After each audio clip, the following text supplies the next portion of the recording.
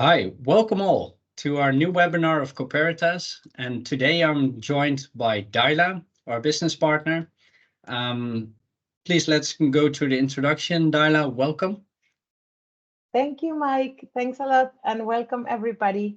My name is Daila, as Mike mentioned. I'm one of the business partners for Coperitas, and I'm going to be supporting clients with benchmarking. I have above 18 years of experience in transfer pricing and benchmarking. So I hope I can answer some questions later on and explain a bit of benchmarking today. Thank you, Daila. Also welcome today. And as most of you know, I am the director of Coperitas. With Coperitas, we would aim and would like to make your life easier in the world of transfer pricing, as it's becoming more complex every day. And one of the things and focus areas is benchmarking. And we would like to share our take on benchmarking and hopefully bring you with new solutions there. So let's get to it.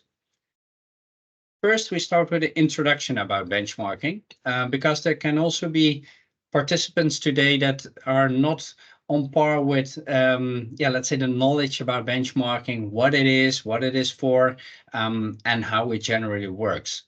So benchmarking is, let's say, a process of obtaining arm's length ranges for your intercompany transactions. So if you have dealings intercompany, then you need to deal at arm's length. And with the process of benchmarking, you can obtain that arm's length range.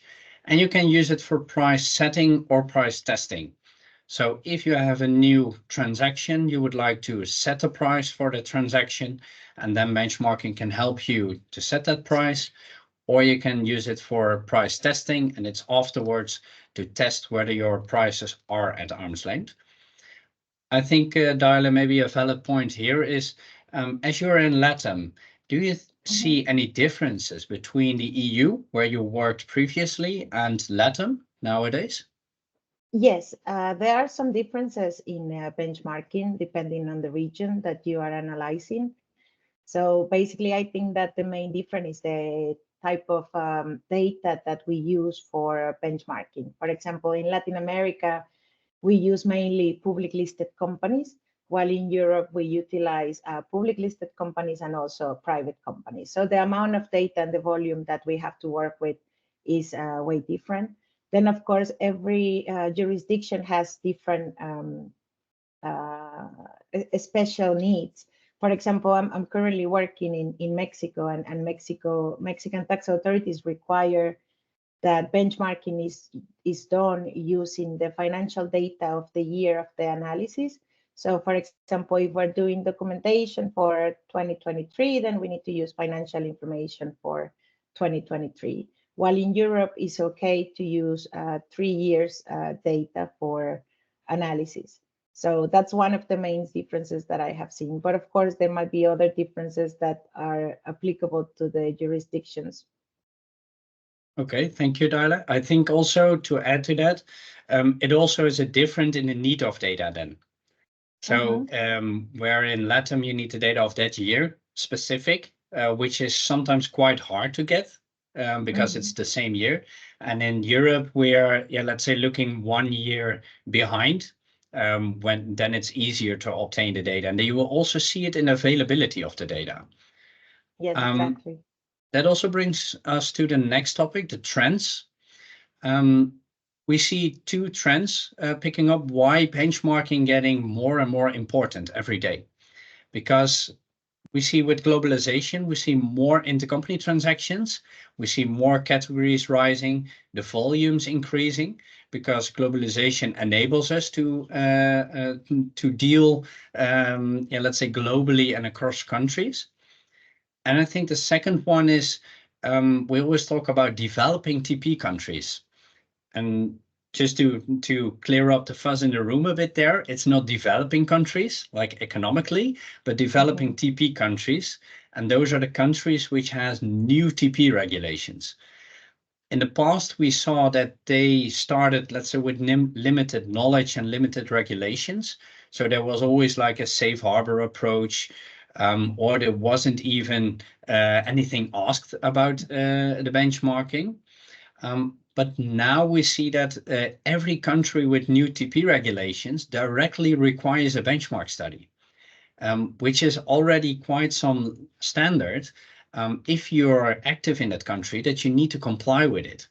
And that also comes to the following point that you also mentioned, Ayla, that every country has different needs. Imagine that all new countries with new TP regulations directly develop their own needs. Then you never know what to do anymore at a certain point. So I think there's certainly a increase of support needed for companies to navigate in that landscape. And then also, Mike, just to add one comment about what you said, it's not only like when they are developing the TP rules in these countries, it's also that now we have more knowledge, as you mentioned. Tax authorities have more knowledge in how to do benchmarking. So they are expecting the benchmarkings that clients are provided in their documentations to have the standards and the needs that they want.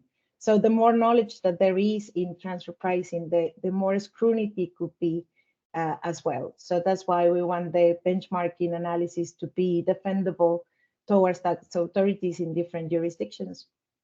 Yeah, that makes sense as well. I also think that on the other hand, when tax authorities need to deal with more and more benchmarks, they also need to find a way to handle it all, because otherwise you get overloaded with data, which you cannot handle at that moment. Exactly.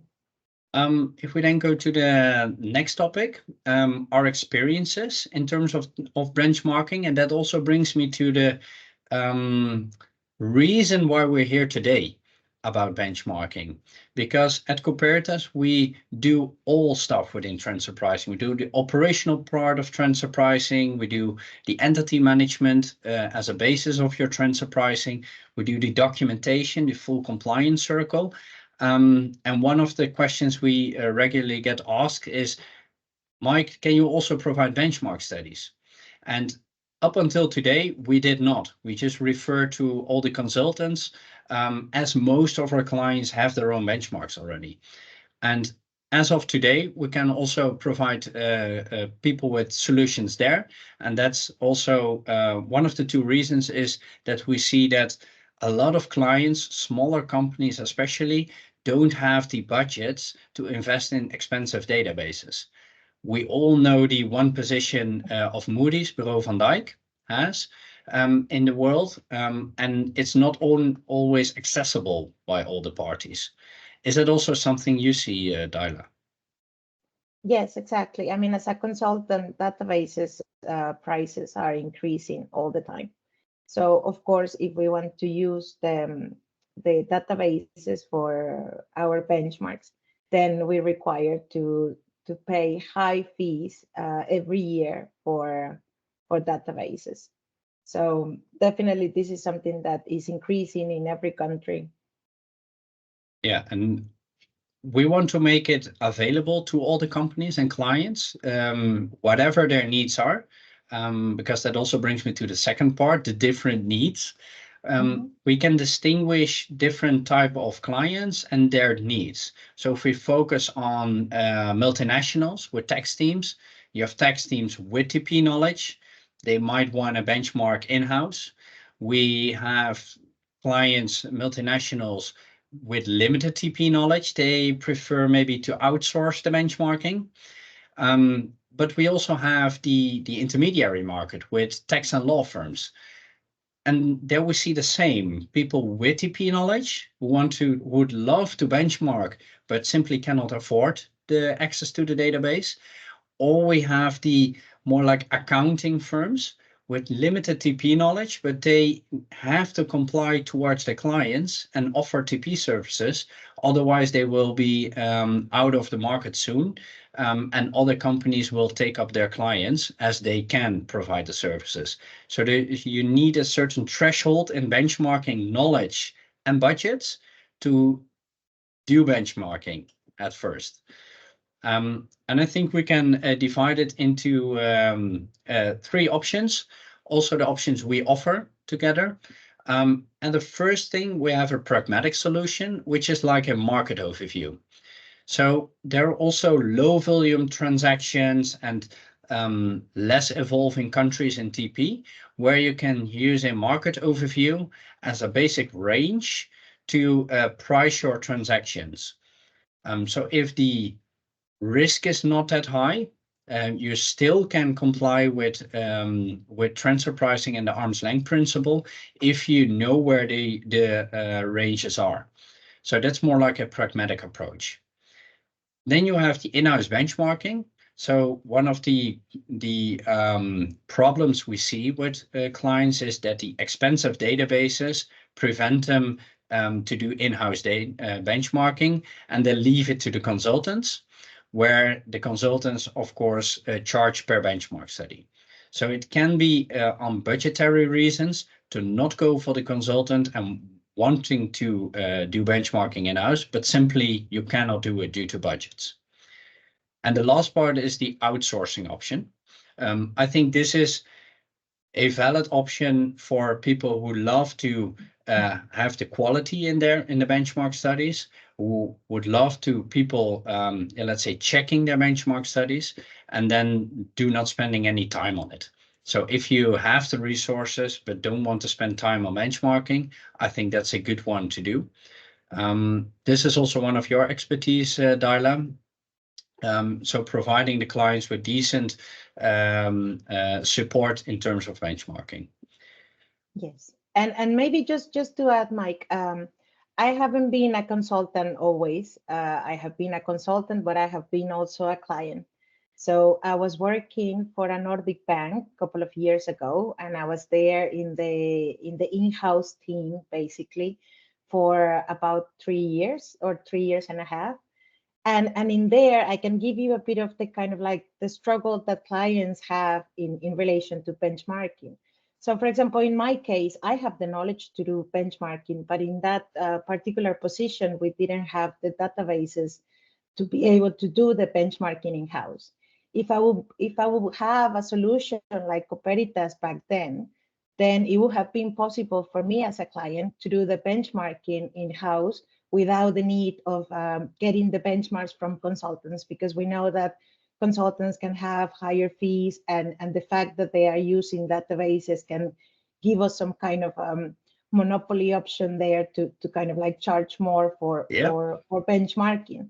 So from that kind of position, if I would have a solution like Coperitas, I would have been able to use the market approach and just look at the kind of like how is the range looking for this particular transaction for this industry, and then maybe do some planning. So I will have used the market overview or the pragmatic approach as a kind of like indication for planning purposes. But if I would need support benchmarking, then I would probably use the whole solution for doing in-house benchmarking without the need of outsourcing benchmarks. Of course, if in that particular position, sometimes we were like really busy with other projects that require more attention, and there was no need for me to, or I probably didn't have the time to spend doing benchmarking. So it was probably a good option also to outsource the benchmarking to consultants. And if we have a possibility to outsource with Coperitas, then it's definitely something that if I don't have the hands to do the work, then I can definitely outsource this using this solution. So I think this is definitely something that it will help clients. I'm pretty sure it will have helped me when I was in a client position. So I think this is definitely a really good solution. Also, not just as a business partner, but as a former client, that I think that it would definitely help people like me when I was in that kind of situation. Yeah, I think things that let's say tickle my mind then is that you were looking for a flexible solution where you can pick and choose whatever suits your business case back then. And you also shared that not every case is the same, and certain periods are busier, then you want to outsource. Other periods are more, let's say less stressful than work, then you can focus on insourcing. But if the options are not there, then you don't have a choice, basically.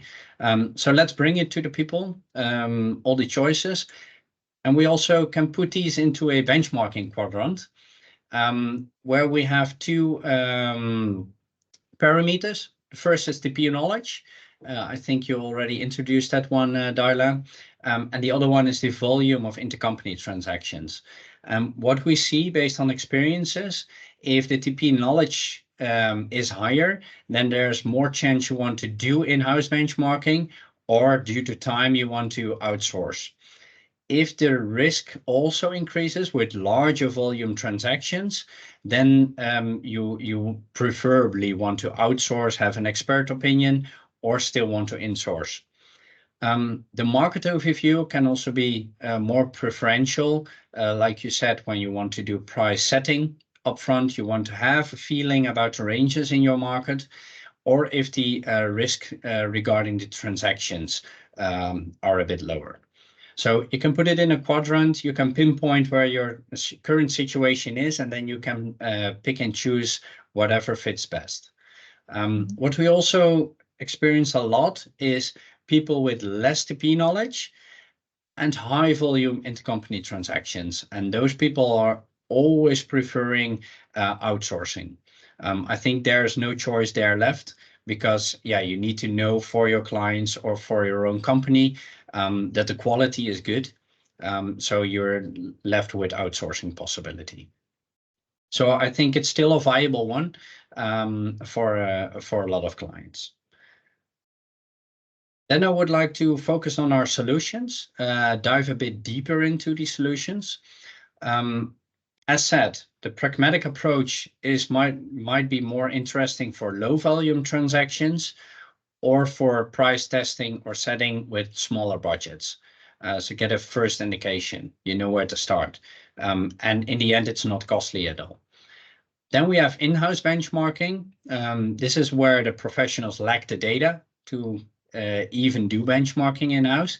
The way you benchmark ultimately, if you want to involve AI or not, if you would like to do it in your current benchmarking process, like in Excel or not, you have choices there how to do it.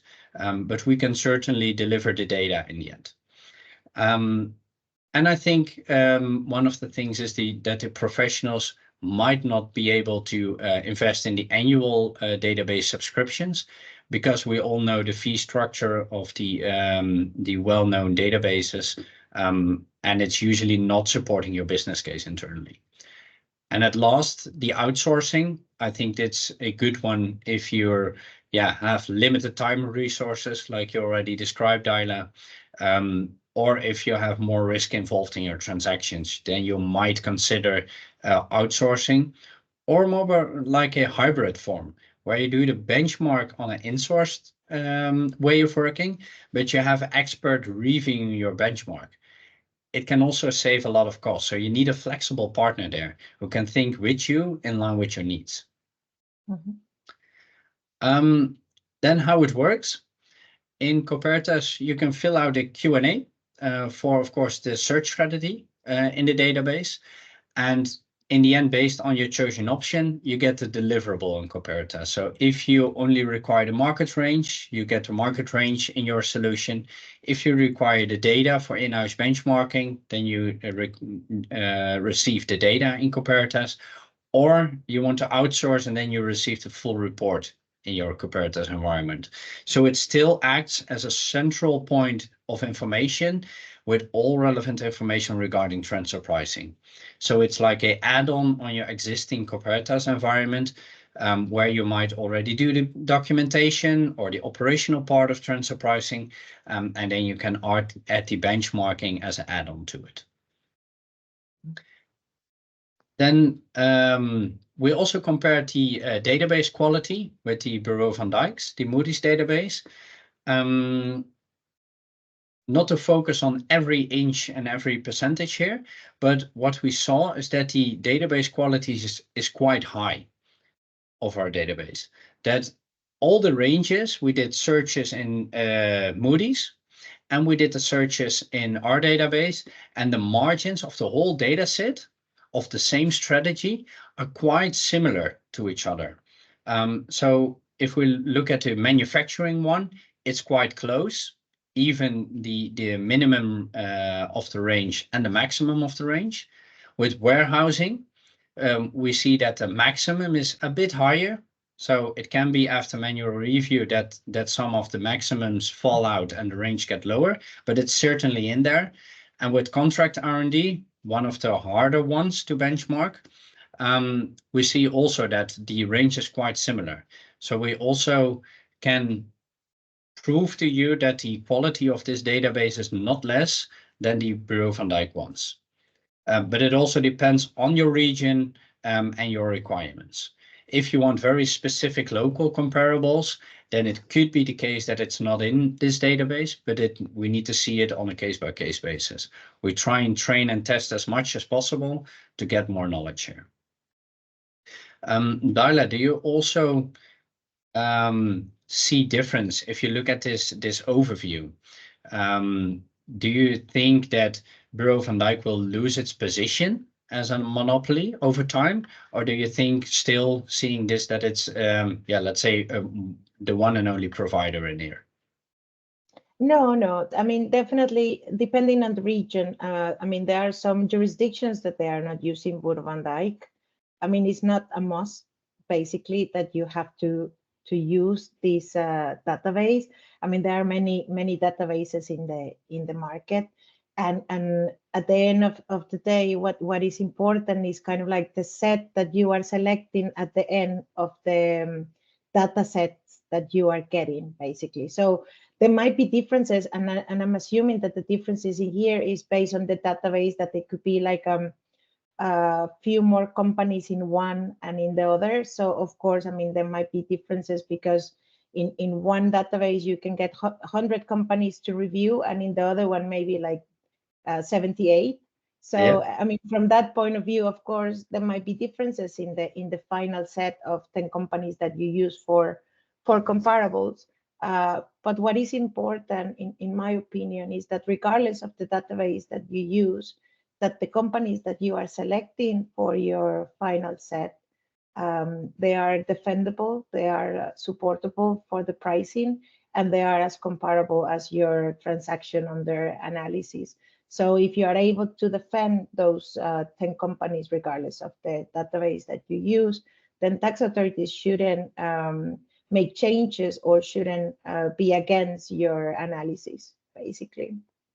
Yeah, that's also a well-heard comment. Like, what if I cannot have the same comparables as from the Bureau van Dijk's database? I think in the end, if the ranges are similar, I don't think it makes a difference there. Because on the left or right-hand side, you can delete companies from the data set either way, and you still end up with quite a similar range. So if the ranges are not that spread out, I still think the quality is good enough to do your own benchmarking there. Yes, and also maybe something to mention, Mike, when you talk about our database, I mean, it's a well-known database as well. So yeah. It's not a database that we are kind of like making creating ourselves or creating ourselves, that we are kind of like including some companies that are not out there in the market. I mean, that's not the case. I mean, our database is also a well-known database. So from that point of view, I don't see a big issue by not using Bureau van Dijk. Yeah. And in the end, it's all preference. Some people or companies want to use Bureau van Dijk. It's all fine. We can also help you out there if that's a necessity. And in other cases, we're here for you. And to finalize, I would like to thank you, Daila, being here, helping us out as well. Loving to have you here and having into the discussions.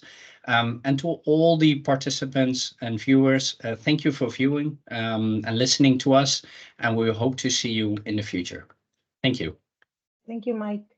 Bye-bye.